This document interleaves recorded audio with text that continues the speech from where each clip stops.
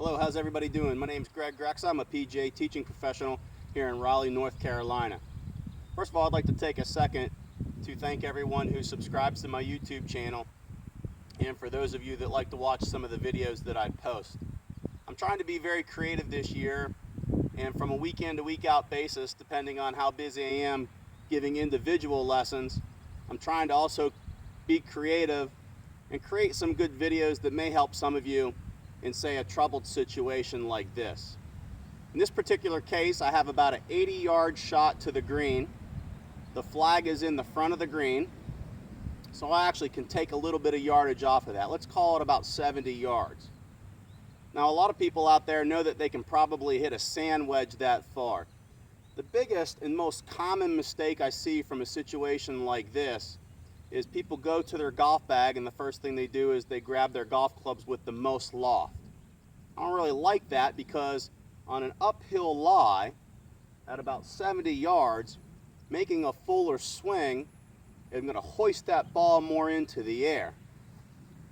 So just to give you an example, if I have a lofted club, even if I play it a little bit more back in my stance, and I get comfortable and I make this nice big swing, the problem with that is exactly what happened is I throw the golf club into the hillside. I have to try to keep my body at the angle of the hill. Now doing that, unless I'm real precise or I get quick or jerky with my swing at all, I risk throwing the club into the hillside or throwing the ball too much into the air. It just makes the golf shot that much more difficult. I also see people try to help the golf ball up. So they'll angle their body to the hill and then they fall more backwards and try to throw it up into the air. So again, all you're really doing is complicating the shot and making it more difficult than it really is. Now, if for some reason I had to carry it over a bunker or fly it more in the air, that might be a better situation to try to leave the ball in the air a little bit longer so that the ball can land specifically onto the green. But because I don't know if the camera can see all the way up to the green or not, I really don't have anything that I need to carry the golf ball over to land it there. So the easier shot would be to take maybe a 7 or an 8 iron and really not get cute or fancy with this shot at all. My ideal scenario would be to land the golf ball maybe 10 or 20 yards short of the green and then let the ball run onto the green.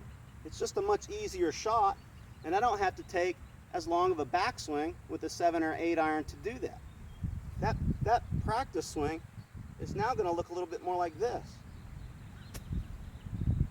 I can keep my body angled to the hillside.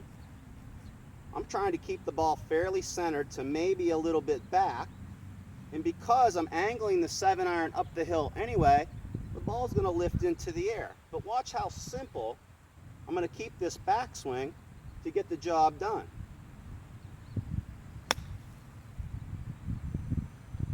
Now look, I landed that golf ball. I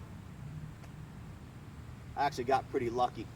I landed that golf ball about maybe 5 to 7 yards short of the green, and it landed short and then rolled almost right up to the hole. I'm probably about 3 feet away.